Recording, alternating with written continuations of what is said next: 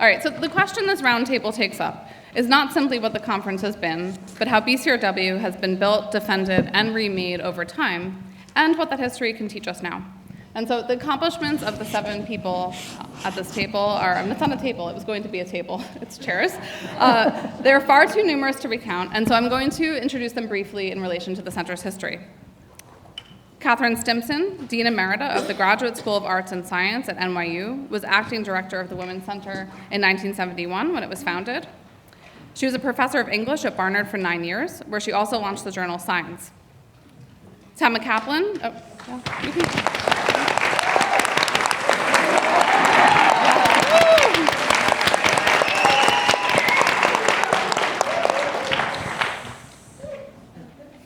Temma Kaplan, Distinguished Professor Emerita of History at Rutgers, serves as the center's second permanent director from 1983 to 1991.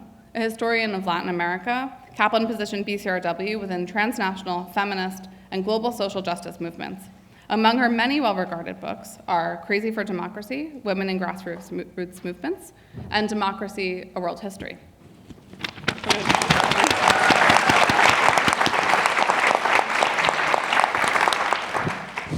Leslie Calman, CEO of Engineering World Health, was a professor of political science and women's studies at Barnard and served as the center's director from 1991 to 1999. During her tenure, she strengthened programming that connected scholarship to students, alumni, and public policy work.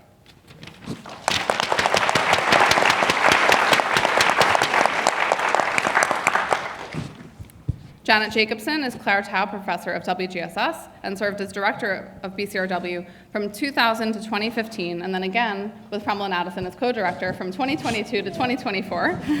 At BCRW, she founded the web journal The Scholar and Feminist Online, the very first online-only journal in feminist studies, as well as New Feminist Solutions, a series of activist research projects with community-based organizations. Her most recent book, The Sex Obsession, Perversity, and Possibility in American Politics, was a finalist for a Lambda Literary Award.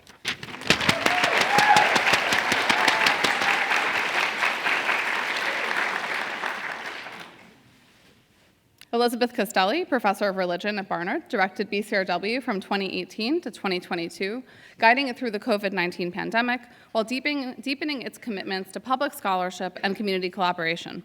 She's the author of Martyrdom and Memory, Early Christian Culture Making, and recently a series of articles she wrote on the idea and politics of persecuted Christians was the subject of a column by Charles Blow in the New York Times.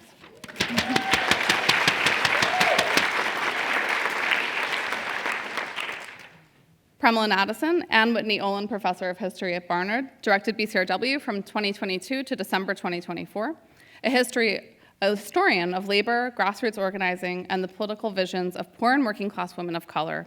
She deepened the center's commitments to Black, transnational, and radical feminisms and launched BCRW's Freedom School.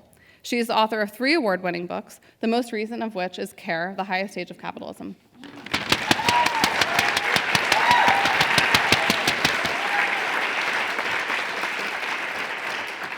And last but not least, certainly not least, is Beck Jordan Young, Anne Whitney Olin Professor of WGSS, who has been our director since January 2025. An internationally recognized leader in feminist intersectional science and technology studies, or FISTs. She's the author of 2 award-winning books, Brainstorm, The Flaws in the Science of Sex Differences, and Testosterone, an Unauthorized Biography. Beck brings interdisciplinary rigor and activist energy to sustaining feminist research under pressure. I am so deeply grateful for her mentorship over the past year and for the true fearlessness with which she has led BCRW and supported the whole staff through an intense period of crisis. So thank you, Beck, and I'm also just so very grateful to everyone on this roundtable for their presence today and everything that they have taught me, and now I will turn the conversation over to them.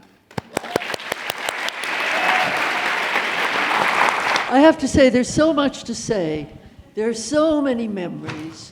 That one tiny room on the first floor of Barnard Hall that was the first office, that I may ramble on past 3 minutes, in which case I think these strong-willed, brilliantly organized people may say, Kate, it's our turn now. And I will comply, I promise you.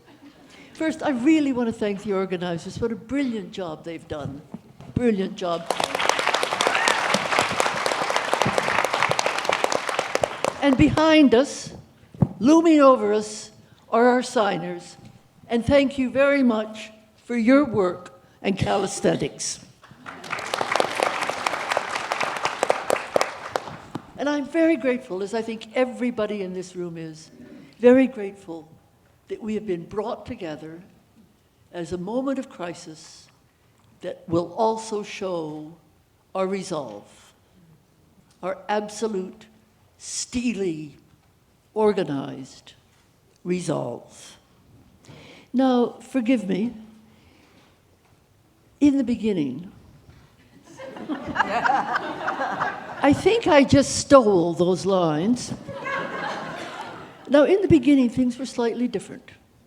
I mean, that one little room in Barnard Hall, but what we had, of course, was the rambunctious energy of a historic feminist movement, filled with innovation, the yells of Bella Abzug, and the organizational talents of a Jane Gould.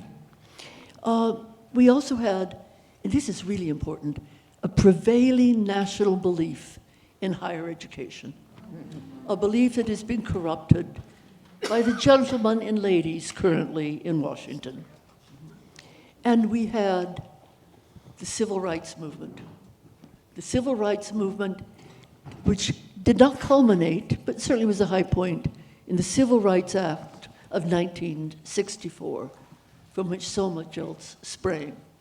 Perhaps less beneficially, Columbia was a bit more chauvinistic than it is now.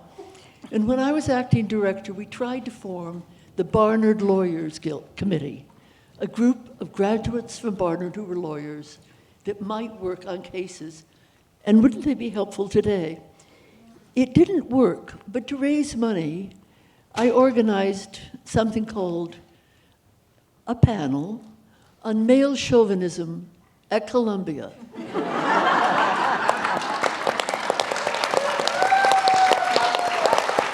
But my darlings, it gets even worse. Because after the colon was, does it exist? There are occasions where my irony goes too far. That was fun. Bill McGill, then the president, spoke, and we all had a good laugh. Now, who am I now before you? I am obviously a cisgender, lesbian, white woman of a certain age. So can we together, will you indulge me in grieving a little? For we have survived the death of many colleagues who were the founders of women's studies, Jane Gould in all her work. And every day brings an obituary of a brave and smart woman. But we must also grieve, and here turn grief into action because of, and who could say it better than you did, Beck, America's corrupt, murderous, patriarchal autocracy of 2026. So we have seen heavy hands bear down to extinguish freedom, and freedom of thought, freedom of the possibilities of thought, tamping down the adventurous explorations of thought, and denying truth and questions. 50 years ago, or how many years it was, I think it was a bit more than 50, but who's counting? We had to defend feminism as a complex and powerful set of inquiries and new realities. Now, we must defend knowledge itself. We must defend scholarship. We must defend the archives. Margaret, you did so well. We must defend critical thinking. We must defend truth, or truths, not truthiness, but truths. And we must defend accurate information. We must go forth against an authoritarian, patriarchal federal government and a number of state governments to show the necessities of truths. And we have allies. We have allies in the sciences. We have allies around us. We have global allies. We are not alone. Yet grief both binds and moves communities. In English, morning plays on the word morning. So psychological streaks of beautiful life, dawn for the self and for us, can follow psychologically dark nights of sorrow. And once we have seen these streaks of gold and rose, the streaks of hope, the awareness that they exist is hard to erase. And the striations of hope help, for they transmute grief into memory, memory into a repository of value, and a repository of value into a guide for action. And if the ghosts of certain of our colleagues were to appear before us, especially those who had survived the worst wretchedness of the 20th century, they would permit us to mourn, and then they would say, do the work. And we must do the work as if our lives, no matter how short they might be, as if our lives depended on them, because they do. And our work is nothing less than the intentional vision. I wish I were standing at a podium. Than an intentional vision to create and recreate and recreate a new architecture of teaching, learning, service, and creativity that will permit us all, in all our diversities, to approach a blessed and peaceable kingdom. I have 1 minute left. I have 3 questions. I have 3 questions we must answer. The biological and cultural operations, sex-gender systems refute that absurd dicta of our president, that at conception we are a two-sexed species. Second question, what is humanity in the post-human world? What are we to do in a world of bots, a world of AI, a world that clings to bots who are racist and misogynist, a world of cyborgs, and the world, as Beck told us, a very rich person, people who seem indifferent to anything but themselves and the satisfaction of their needs and truths. And there's still a third question. Here I go fast. Women in power. It was different 50 years ago. How to gain power. Now, what do we do with the women who abuse power?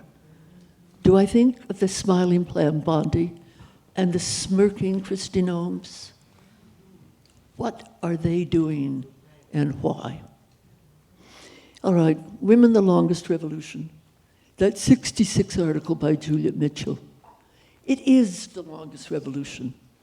We are in this for the long haul. And that means passing down across and among generations. Let me end with an anecdote. Next to me is Leslie J. Well, next to Temma is the wonderful Leslie J. Calman. Leslie J. and I go back to the time when she was an undergraduate at Barnard, and I was a non-tenured professor of English, not a professor, non-tenured, with a very nasty tenure struggle to come. She was a Barnard student, never reverent, always smart and virtuous. She also played the guitar, in good times and bad. When I saw that we were going to be together, hello over there on the left, when I saw that we were going to be together, I emailed her and said, Leslie J., are you going to bring your guitar, please? And she answered, as irreverently as usual, Catharine R., my son Ben, who is 35 years old, now plays my guitar. What a hoot, I thought.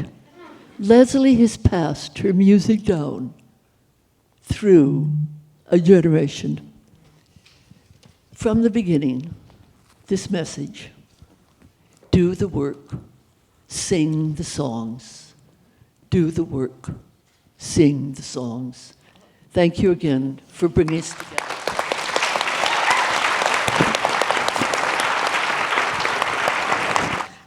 to thank all the organizers. This has been one of the most moving and correct lectures and introductions for this time period. As a historian, I want to sort of say, unfortunately, pardon? Bring the mic closer. Mic closer, sorry. These are not great times, but we are going to try to get through this, and we're going to try to create something more democratic and more open. And I want to talk about one of the things, the many things that the Barnard Center has wanted to do and has done, which is to recognize that we're in Harlem. And it's about, that we owe the neighborhood more than we've ever been able to give it, and in some cases ever wanted to give it. One of the things that was possible with the center and through the center was to create a program for people or for counting on the talent and the energies of local people. And one of the things that we were able to do, and we lost that ability, but we were able to supply library cards to people. And the fellows at the center could get a library card for Columbia Library, which is no longer true, and for the activity and access to some of Columbia's facilities. And I just want to name a few of these people. Louise Meriwether, who had been a wonderful novelist and was a wonderful writer, and lived here around the neighborhood. And she wrote a book that came out through Feminist Press called Daddy Was a Numbers Runner. And Daddy Was a Numbers Runner was an autobiographical piece that was extremely important in the sense, in talking about neighborhood and being able to do that. And she is no longer able to come to these conferences. But it's important to remember her and some of the others who are Barnard's neighbors and would have contributed so much to the Barnard Center and to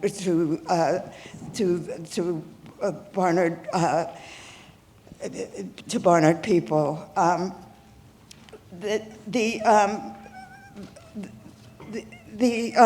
Some other people also were able to come and had never felt welcome at Barnard, and never felt they were part of the neighborhood, but they were, and they were able to invite Barnard students and Barnard faculty to some of the wonderful churches in Harlem, and to organize sessions with people at Barnard. They were able to use some of the resources. Other people were able to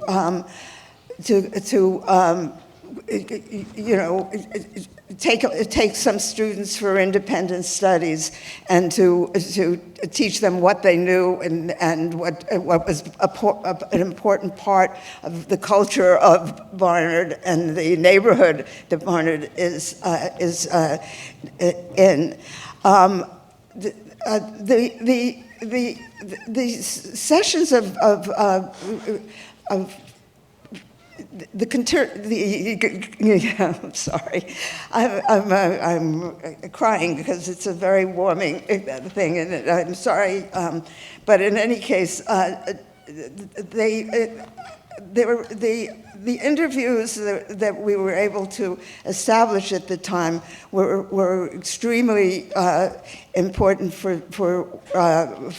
the ways in which Barnard's students could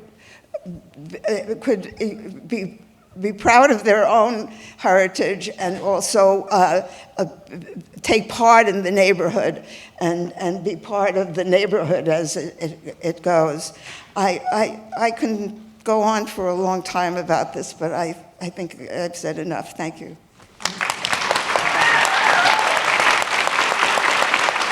Thanks. Well, first of all, I want to thank Catharine Stimpson for introducing me to women's studies, lo, those many years ago. And I want to thank Nancy K. Miller. We always use middle initials around here. Nancy hired me as the first she was the first women's studies professor at Barnard, and I was the first assistant professor teaching women's studies and political science. And I was hired even though I went to her and I said, I'm a lesbian. I hope that's not going to be a problem. She said it wasn't going to be a problem.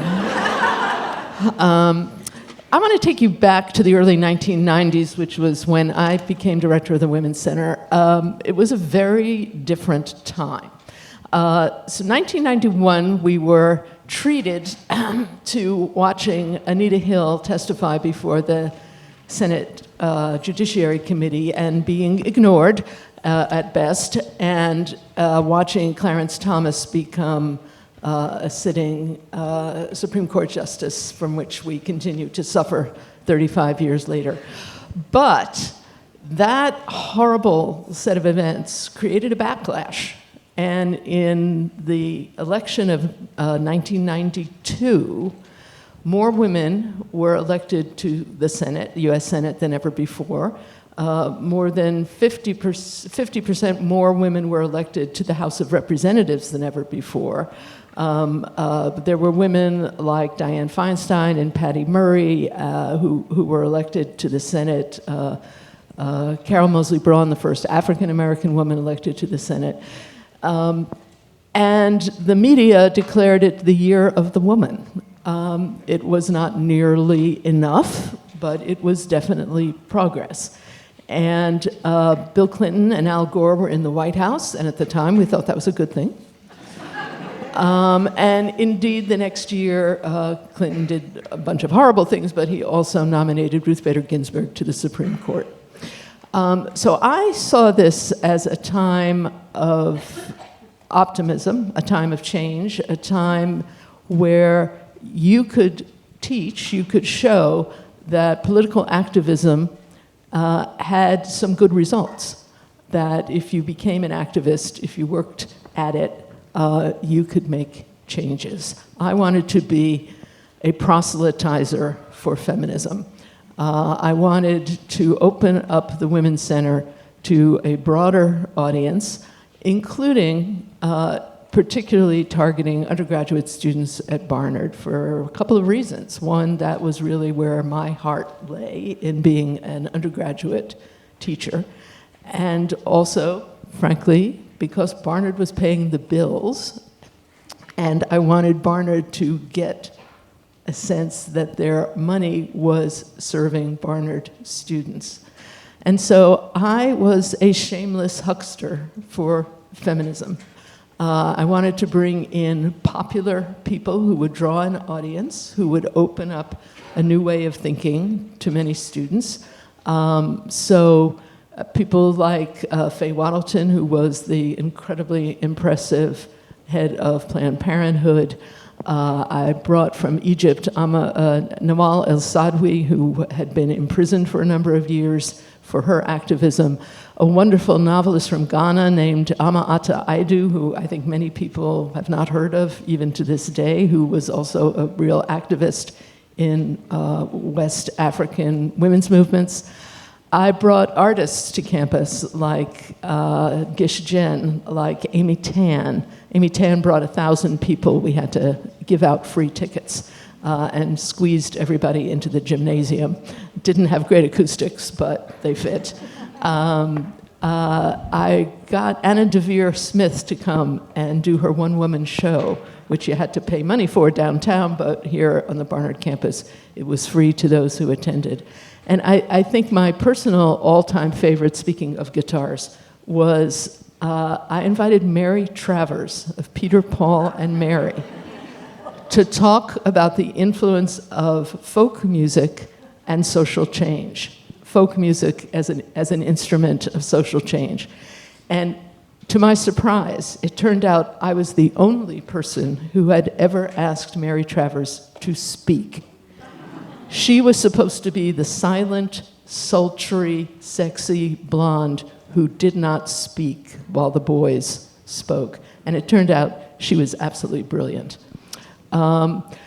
So I did everything I could to bring undergraduates into the Women's Center. There was a wonderful collection that Temma and Kate and Jane Gould had created that many students didn't realize was even there. And so whether it was chocolate chip cookies, whether it was free Tampax, I shamelessly brought in my Bernese Mountain Dog puppy. I mean, there was nothing I wouldn't do. I also reached out. I realized there was a ready audience in the New York metropolitan area of over 20,000 Barnard alums. And so I created a calendar that went out in the mail. We are talking pre-internet for most of this. And I started a course at night called Major Texts of the Feminist Tradition, modeled on major texts of the feminist tradition, an undergraduate course that I had taught for years. And that became a success. At one point, it morphed into a group that reads contemporary fiction by women of many cultures. And 34 years later, that group is still going. And talk about shameless huckstering. If you're interested, come talk to me.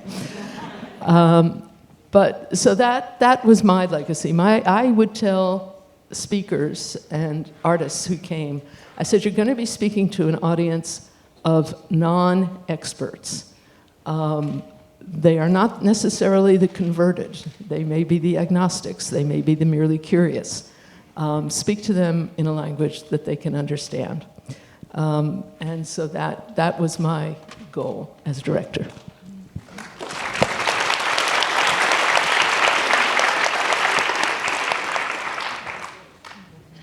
Hi, everybody. You'll have to forgive me because I thought there was going to be a table. I took the round table too literally, so. So I wrote it on the computer, and then I wrote more of it on the phone. And so I was going to move seamlessly, as if I were on top of things between the computer and the phone. But that's not happening. And you'll also forgive me if I cry like Temma. We have a text chain of people who worked during the time that I was director, and on that yesterday we were like, I'm going to cry, no, I'm going to cry, no, I'm going to cry. It's a very emotional moment. And finally, because I was director for so long, I have to start with thank yous. So I want to thank the people who have been thanked already who made this particular conference possible: Premilla, Beck, Margot, the BCRW staff. And I also want to thank the people who, in my experience, made BCRW sustainable during the time I was there. And this includes, I'm chair of WGSS this year, so I'm required to say, and this is actually true, that we have the best WGSS faculty ever. And so I'm grateful to them, and their knowledge makes this possible. The BCRW Advisory Board, there's 40 people on this advisory board. Everyone is like, how can that be an advisory board? That is not how it works. And I'm like, yes, it is. And the faculty staff, and especially the staff energy that fuels the advisory board is really, really important. And then, as Leslie said, for students, Barnard's an undergraduate college, and the students at Barnard are, again, the best. And their work as BCRW research assistants, you saw some of the archival work, and especially their ability to engage with feminism, both the public feminism that Leslie just described, the broader feminism in New York City that Temma talked about, and leading scholars. They got to meet yesterday with Judith Butler, thanks to Beck and Margot. This is what BCRW is. This is what BCRW does for a really broad range of people. I want to make just a few points that maybe have not been made yet. I certainly agree with everyone about what this moment is like. And the idea that what BCRW can do is meet the moment was, to me, once they came up with it, profound. For two reasons. One, the title is the hardest thing. Like, I was like, I gotta step down because the titles are too hard. But two, meeting the moment is, in fact, what BCRW does over and over and over again. And even more than that, what I realized as the lights go down, apparently, it's very dramatic. This is because I'm gonna cry. I know.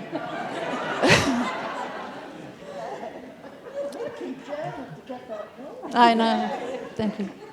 That we can not only meet the moment, that meeting the moment, as BCRW has done for so long, is a foundation for claiming the moment and for changing the moment. And that insofar, and one of the things I want to talk about, as we are in a moment of crisis, and you have heard that we've been in moments of crisis before. You've heard about how people have led us through those crises.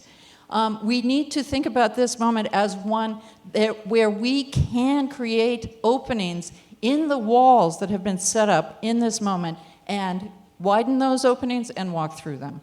That is what I have learned from 50 years of working. I didn't work here for 50 years.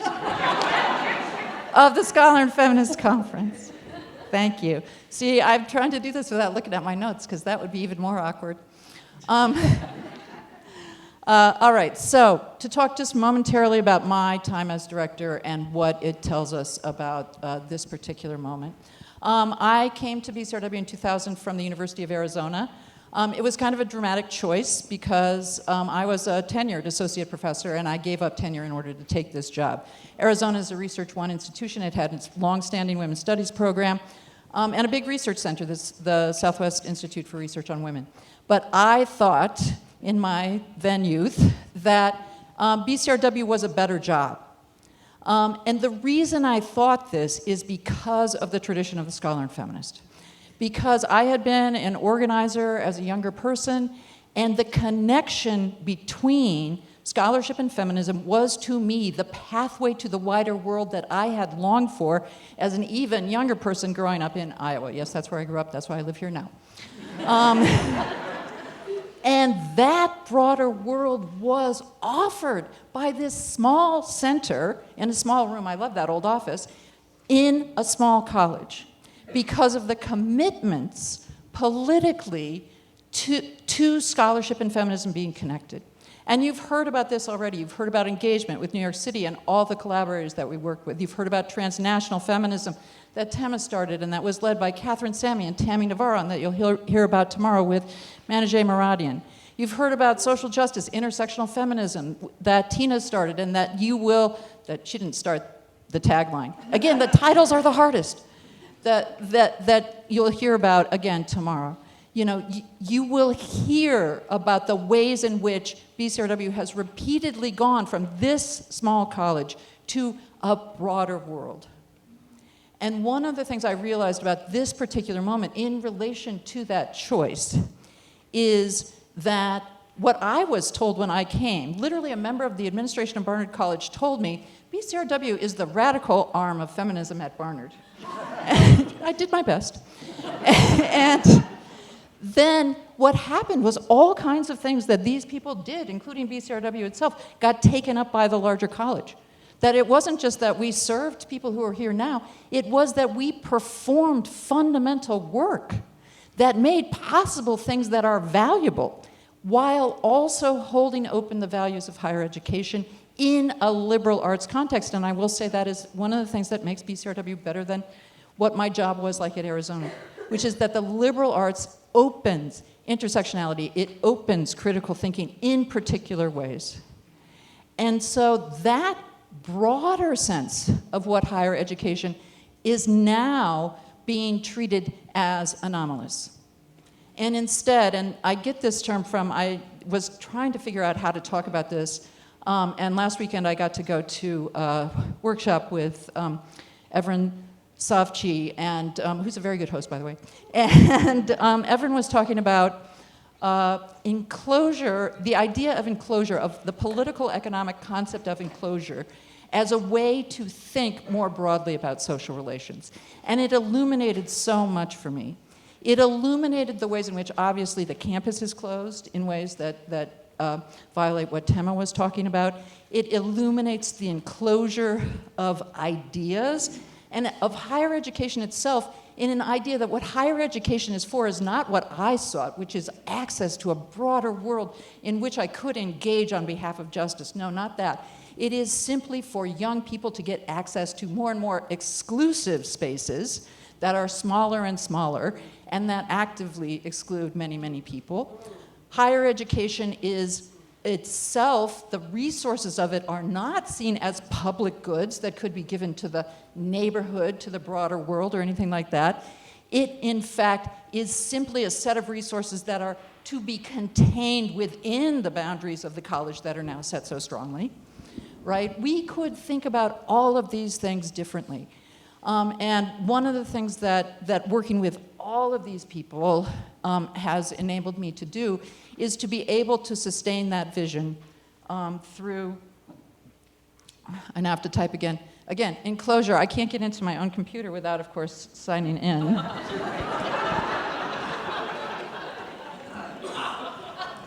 right.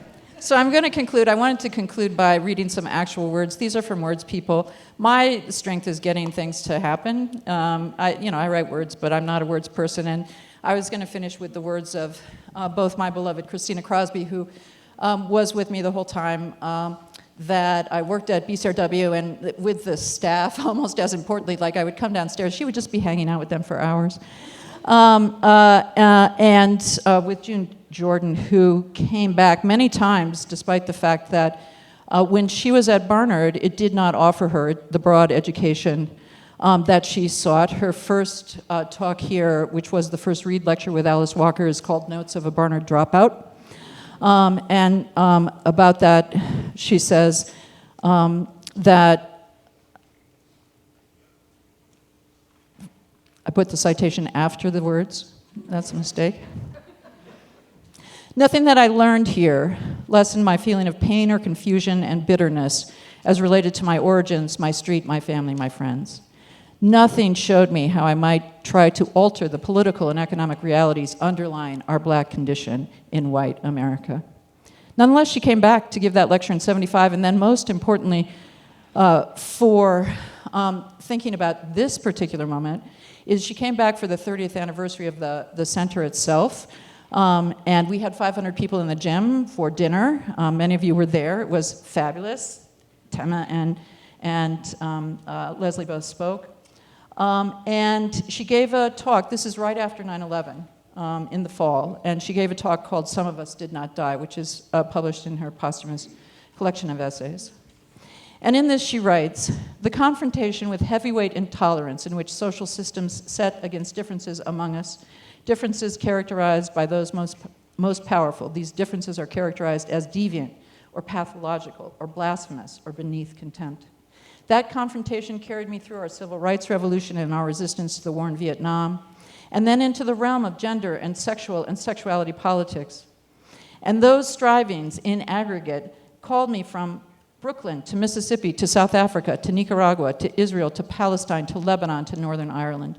And every single one of those embattled baptisms, again, words, every single one of those embattled baptisms clarified pivotal connections among otherwise apparently disparate victories or among apparently disparate events of suffering and loss. But even in the face of loss, she writes, some of us did not die. And she asks, just as, and I was going to go on about Christina talking about living on after great pain, for which I am forever grateful to her. And Jordan asks, what shall we do, those of us who did not die? And every day I ask myself, what am I to do? What are we to do? That we conceived as broadly as possible. This morning we know at least part of the answer. We can meet the moment, we can claim the moment, we can change the moment. We can refuse enclosure and instead make what Jordan calls pivotal connections. And I'm sure we will learn more over the next 2 days. Thank you very much.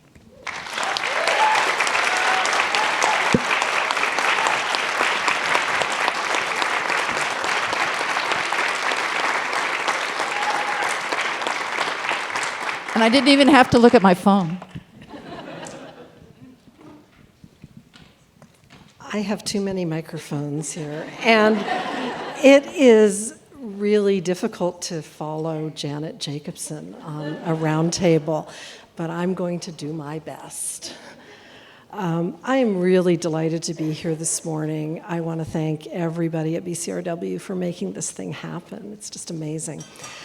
I attended my first Scholar and Feminist Conference 46 years ago in 1980, the year after I graduated college, when I had my first 2 jobs in Providence, Rhode Island. I was the volunteer coordinator at the Sarah Doyle Women's Center at Brown University, and I had the weird title of Executive Director of the Council on Domestic Violence for the state of Rhode Island, which was funded by the Catholic Church.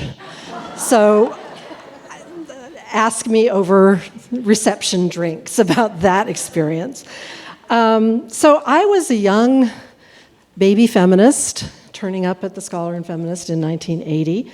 Months later, Ronald Reagan would be elected and start us on a course that has led us to the moment, I would argue. And I have strong memories of what I saw enacted at that conference.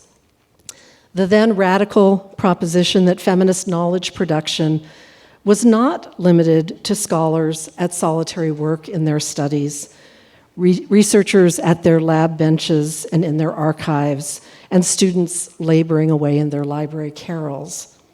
The Scholar and Feminist framework boldly asserted that knowledge work, of course, takes place in universities, but also in community and activist spaces, in artists' studios, in all sorts of corners of the big and messy world. Most importantly, in deep and sustained collaboration. Decades later, I had the opportunity to direct BCRW, initially in a 1-year acting role to step in for the irreplaceable Tina Campt, who will be moderating a panel at the conference tomorrow entitled How We Write Black Feminism Now. I ultimately stayed on for 3 more years.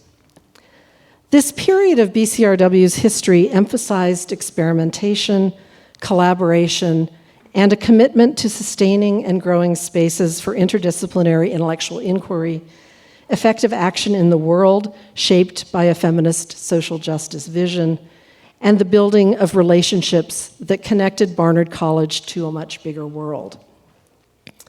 It was also a period of radical improvisation as we had to adapt to the realities of a global pandemic in March 2020 and in the 15 months that followed.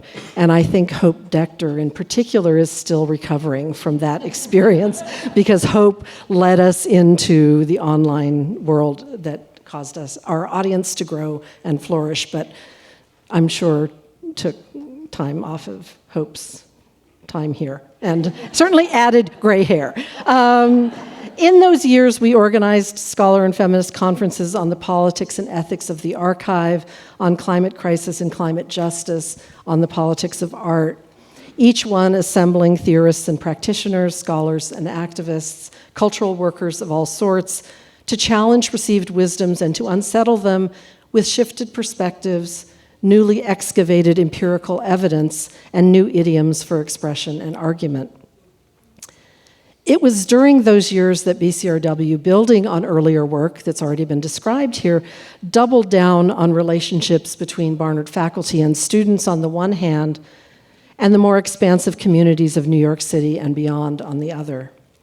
For example, we collaborated with Barnard alumnus Sidney L. Mosley, an award-winning choreographer and dancer, on a project that curated oral histories of African American and Puerto Rican elders with long memories connected to the San Juan Hill community on Manhattan's West Side that was destroyed to create Lincoln Center. Sydney and her company gathered these stories and spun them into an expressive vernacular of dance. This collaboration both connected to BCRW's multi-year project on housing justice, led by Pam Phillips, and provided the foundation for Sidley Mosley Dance's groundbreaking dance creation, Purple, which was performed at Lincoln Center. During those years, BCRW also welcomed activists and artists in residence to our campus. Abolitionist activists Mariam Kaba and Andrea Ritchie and their project Interrupting Criminalization, which then spun off to become its own independent 501c3 nonprofit organization. Kara Page and her Changing Frequencies project of memory and healing. Cece McDonald, who worked at BCRW as an activist in residence developing curriculum for formerly incarcerated people. And artists Tourmaline and Lavon Bell. We welcomed Elise Emery and the Black lesbian organization she founded, Beyond Bold and Brave, and their annual conferences. Barnard students had the opportunity to act as research and production assistants to these artists and activists.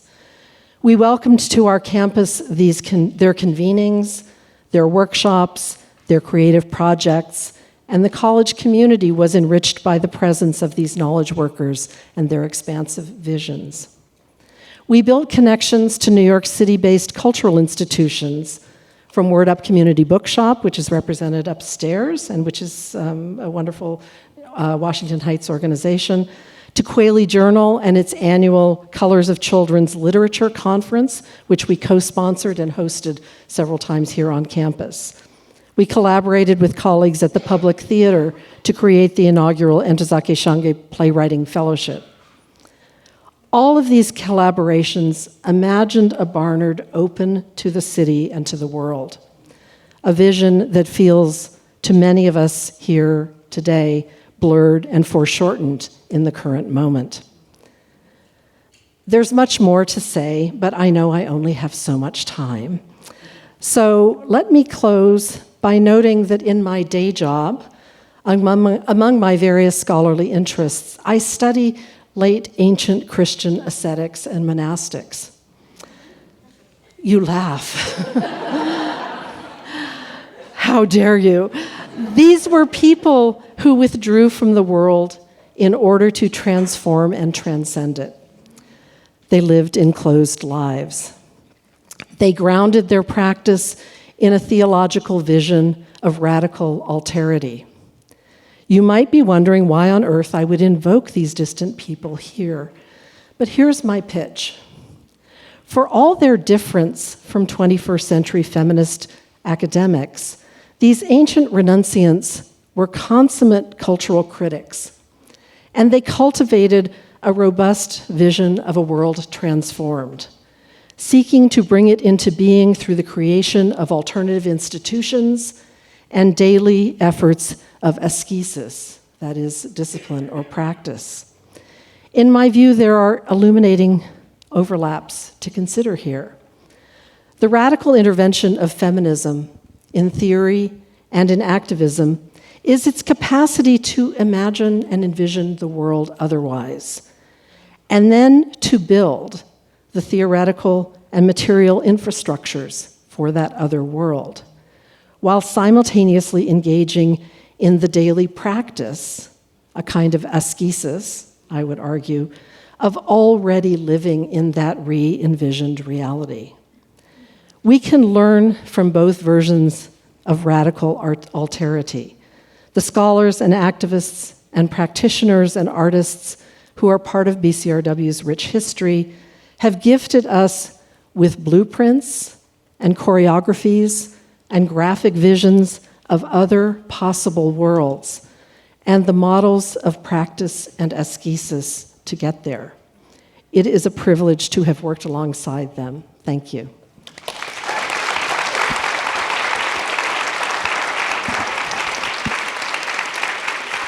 Good morning, everyone. You can all say my name.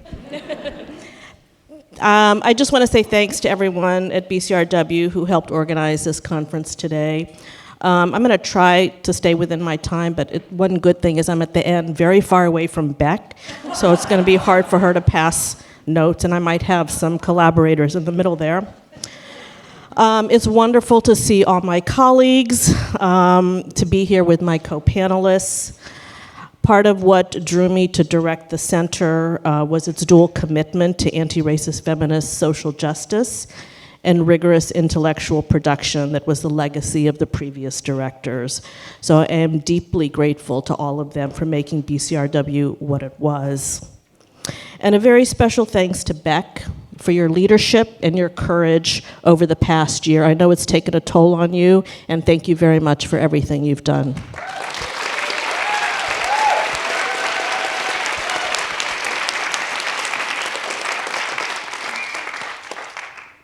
Like Janet, I had actually heard about BCRW before I started teaching at Barnard. It was one of the reasons, I wasn't brought here to direct the center, but it was one of the reasons I took the job.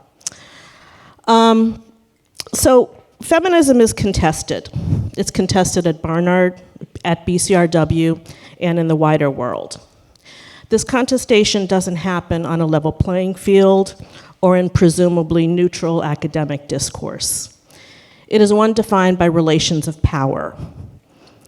Power to determine who upholds the banner of feminism, which voices matter, who is cited, who gets published, and who gets to lead.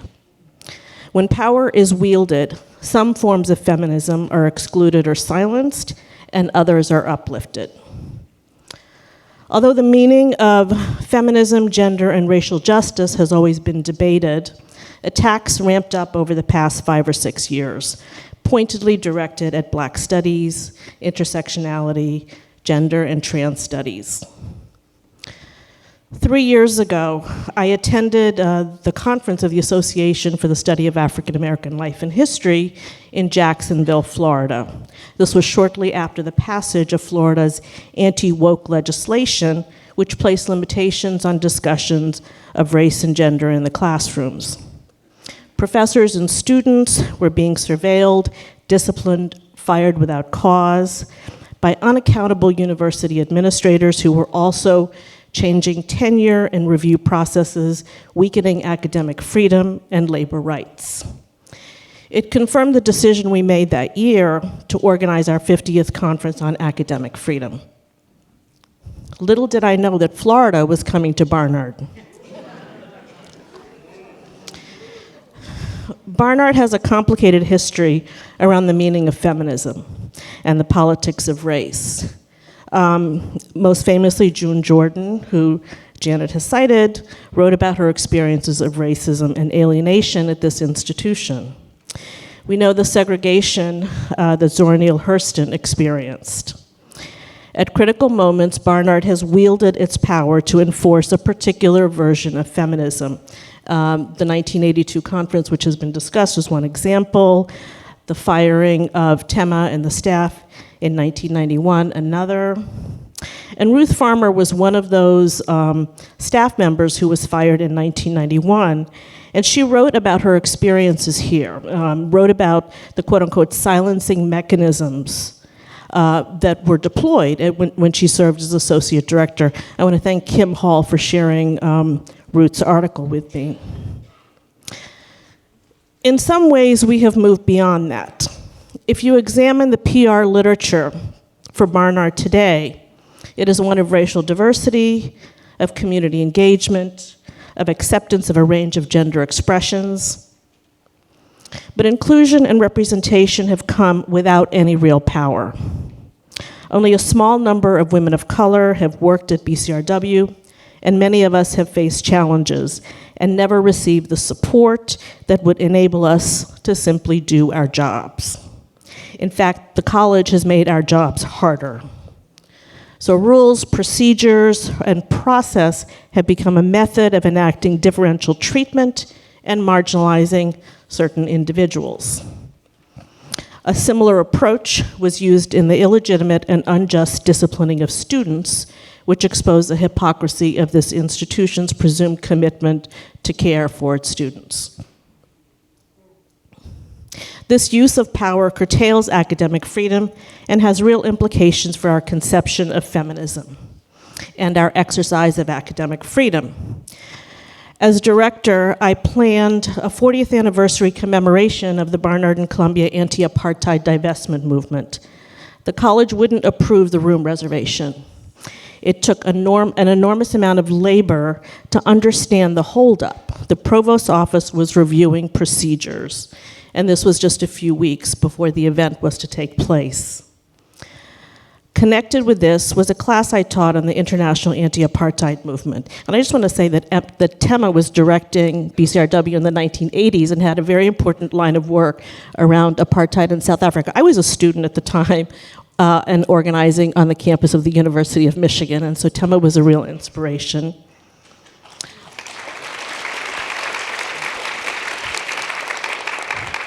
Several students who were in my class, as part of a final project, interviewed former participants and examined recently made archival material to produce one of the first histories of the Columbia movement.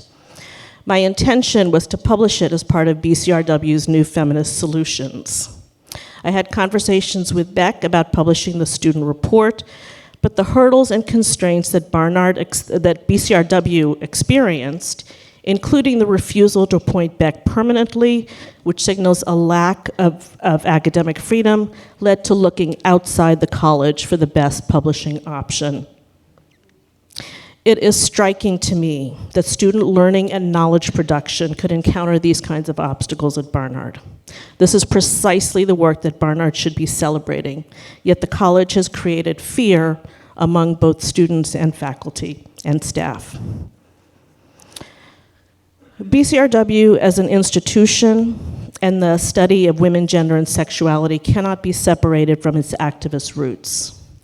Despite the constraints imposed from above, BCRW has produced some of the most cutting-edge Black, women of color, trans justice, anti-carceral, and labor justice feminist research.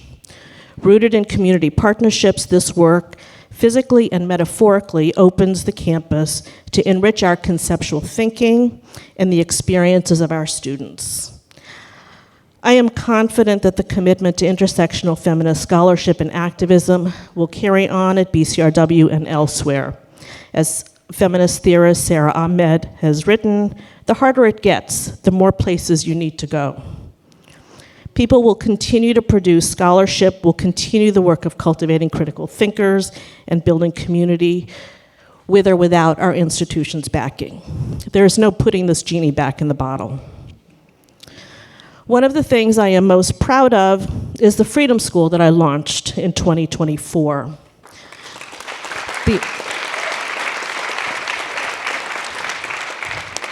The inaugural session on abolition feminism was coordinated by the brilliant Sarah Haley.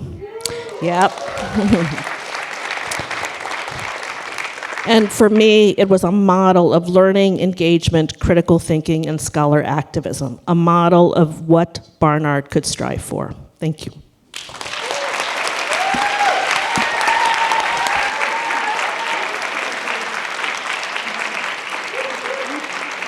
Wow, thank you, everyone. I think we'll wait to applaud you again till the end because of our precious time.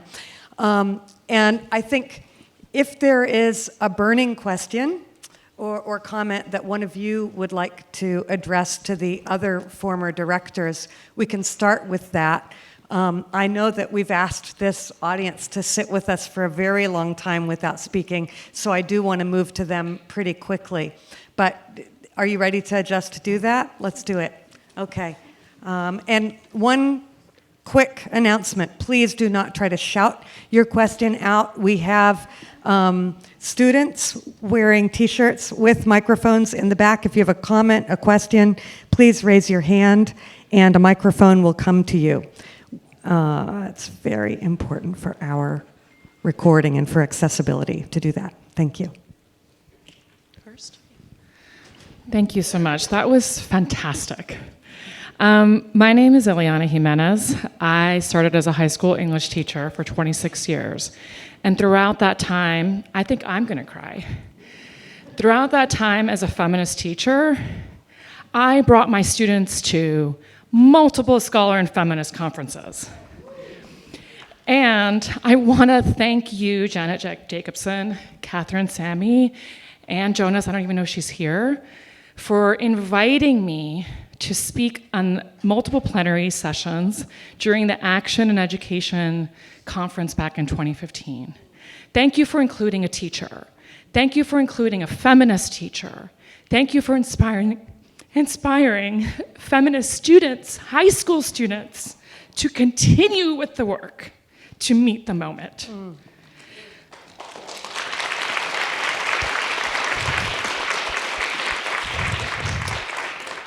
Elizabeth, I cannot say enough about you, which is that you embody feminist ethic of care.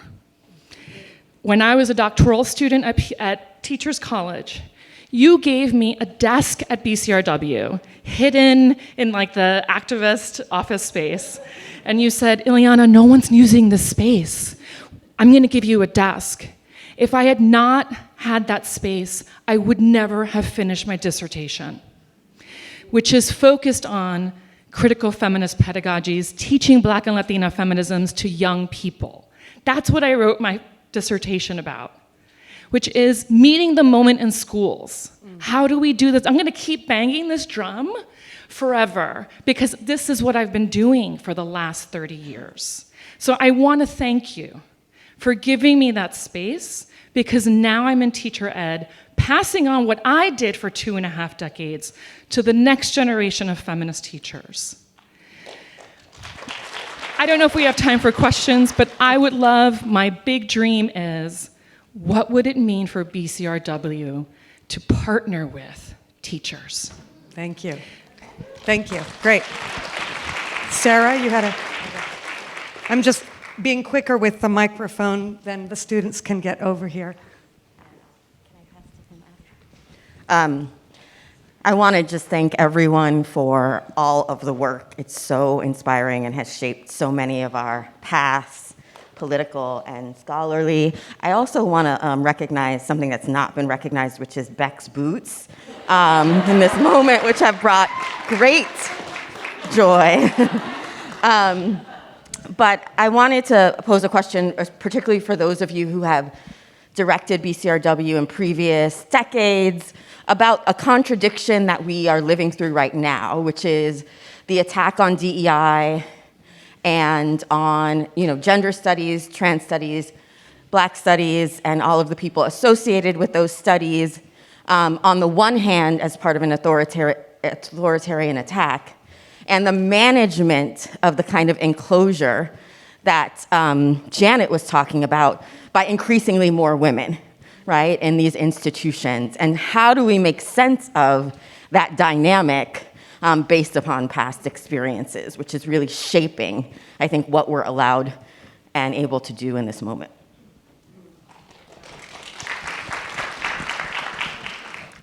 I would just like to say that I'm extremely grateful that I'm no longer an academic, because I would be fired in a nanosecond. I mean, there is just no way I would not be talking about the issues that one is now forbidden to talk about.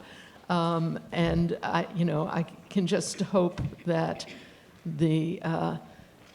those administrators of universities and colleges and law firms who have kowtowed to bad choice of words, who have bowed down to dictatorship, regret it. And I hope that things can change as soon as possible. Please vote in 2026. Yeah, and first of all, thank you to both Sarah, our colleague, and our neighbor for this question, because these two things are tied together. That's what I'm hoping to evoke is that the political economy of these institutions based on real estate wealth, everyone knows that these are real estate corporations that offer classes, but they used to aspire to a public good, right? And in fact, Columbia took over more real estate in Manhattanville by claiming it offered a public good. And so I do think that what Sarah points to is the really key, which is this, and in my day when I was director, The college at that time would like to replace the scholar and the feminist with a girl boss, corporate feminism. That was the idea. And, Lean In, Sheryl Sandberg previewed Lean In as commencement speaker here, and that worked out very well. So what Premilla was talking about the contestation over feminism is just absolutely key, because it's not as much the who as the what. What are the commitments? I admit I'm an ethicist, so I care about that. And that question requires a sociality to support it, that none of us can do that, or an infrastructure. I think someone used the infrastructure. You talked about the infrastructure. It's very tempting to talk with Elizabeth Castelli about religion for a long time, so I will avoid that. Anyway, but what BCRW does is provide an infrastructure for another world. Again, when I was director, Another World is Possible was a In the World slogan. And that part, I think, is what we can do and claim and push in directions that create these bigger openings that open the world in new ways. So again, thank you for the question. And although I'm wondering, I don't see another burning question. Is there a burning question? I'm sorry. Oh, Kate, did you want to say something to that? One back here. I think so as well. I can't, is there a bug? Yes, excellent. There you go. Hi, good morning, good afternoon. My name is Dr. Skylar Walks, and I really want to bring forth a pointed question. I had the distinct experience of serving as the inaugural Associate Dean of Diversity, Equity, Inclusion, and Anti-Bias at Columbia University's Climate School, and prior to that, I served as an Assistant Dean of DEI and an Assistant Professor in the College of Pharmacy at the University of Texas at Austin. So I don't know if I'm the bellwether or what that means, but what I will say is I appreciated your comment about building and creating the infrastructure, but I'm quite frankly more interested in how we can implement radical intervention. Despite our efforts to build infrastructure, quite frankly, administration is sometimes quietly, oftentimes loudly capitulating. And it is more often than not women who are on the front lines pushing back against this. In the executive suites, in the conference rooms for leadership, I was one of those people. And the cost is extremely high. And when we think about the intersectional costs, it's even higher. Also, as someone who has the privilege of being a faculty member in the Ebony Towers, which I haven't heard mentioned here, and that's an HBCU, I would like to invite leadership to collaborate more intentionally with HBCUs who have been doing this work long before there were names and acronyms for it, out of need and necessity, before theory and methodology were actually identified for the work that was being done. And so my question to you is, having been in administrative positions, having held power, however debatable that power may have been, how can you move beyond the theoretization of infrastructure into activation, which I think is a critical pause now in society. We're seeing a reptilian response. People are in crisis, they're experiencing crisis, it's feeling real. A lot of us have known it was real for a very, very, very long time, but people are feeling it's real, but yet don't know how to mobilize and galvanize. They can name the theories, they can name the methodologies, so again, they can reference the infrastructure, but don't know how to activate. Thank you. I'm going to interrupt for the end the question there so that we can.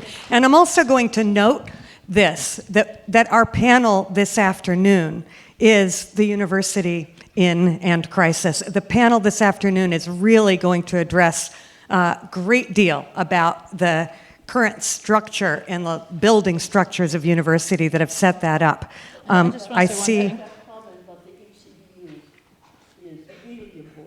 Okay, Kate is emphasizing your comment about the HBCUs, and Janet, I just want to highlight what Premilla said about the Freedom School. Yeah. Infrastructures are not, and that was the question as I understood it, was it ever ours, are not just in these institutions per se, and these institutions can build infrastructures that are not contained or enclosed within these institutions. I don't know if you want to say more, but that, for me, the excitement of what you did was along those lines. Absolutely. And I want to say thank you for your question. And I think part of what you're speaking to is how we even understand crisis, right? Is this a crisis that has existed for the past 2.5 years, or is it a much more long-standing crisis that has to do with exclusion that the university system has practiced for a very long time, long before the past 2.5 years? And so it is a much more long-standing crisis, and we've seen the corporatization of higher ed, as Janet has talked about. Those are realities that make working at an institution like this very different. There is power that is operating about who can speak right now at Barnard College, who can hold positions of power, who is going to be appointed and selected, okay? It is not simply, I volunteer to do that. There are real constraints on what people can do. And so I think we have to continue to push within the institution, for sure. And I also think we have to build models in partnership with the institution and outside the institution. The institution is not going to save us. I think the project here is fundamentally about knowledge production, which doesn't have to happen in an academic space. And 2 is social change and social transformation. And that typically has not happened in the institution, although we've partnered, right? But that's happened outside. And so I think we need a broader conception of both knowledge production, scholarship, and organizing and activism. Thank you so much. Fantastic. I have a feeling, thank you so much. I have a feeling that we're just warming up and we could keep going, but I know you're all so hungry. I have a couple of announcements. And first, I'm going to ask you, before we break for lunch, we have very, very quick comments from Jean Howard, our guest from Columbia, who is going to speak very briefly on behalf of the Senior Scholars Program and speak to what the kinds of cross-institutional partnerships have been that have sustained us. Hi. It is my pleasure today to welcome you to the lunch we'll soon be enjoying. My name is Jean Howard, and I'm a feminist scholar from the campus across the street. It has been my pleasure to work closely with the intellectually audacious Barnard feminists since I came to Columbia in the late 1980s. The collaboration and solidarity between the feminist communities at Columbia and Barnard has been one of the sustaining pleasures of the last several decades. Today, I bring greetings from the Columbia side of Broadway, including from the Columbia Society of Senior Scholars, who provided the funds to make our fast-approaching lunch possible.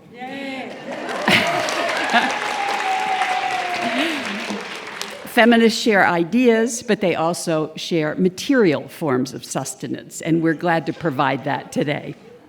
Pre-lunch comments should be brief, and these will be.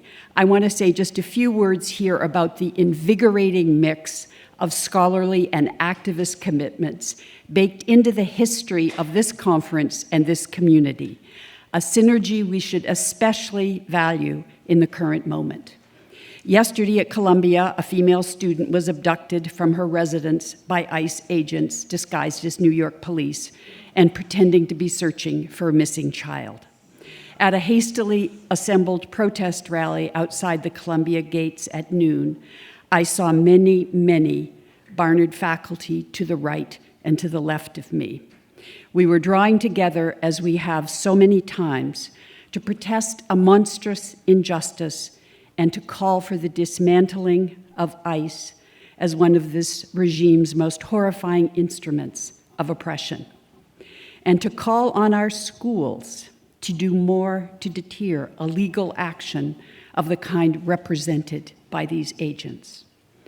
The performance of protest, and I mean performance here as purposeful embodied action with others, keeps the muscle memory of resistance alive when so many of the places and the temporalities of protests are being violently foreclosed by newly imposed rules concerning place, manner, and time, cutting the community off from long-established ways of exercising free speech rights and timely response. We must not silently assent to these curtailments, but must continue to gather together to bang the drum and to express our collective outrage in publicly visible ways, even as we deploy other tactics of resistance and refusal. We do this for ourselves as ethical beings. We do it for our students and colleagues, many of whom, like many of us, are deeply frightened by the fearsome spectacle of state violence. And we do it for the future, for the hope for a livable future. At the same time, how we sustain activist energy without the constant replenishment of our minds and spirits by the other great resource of this feminist community, its commitment to principled critique, deep learning, and creative practice.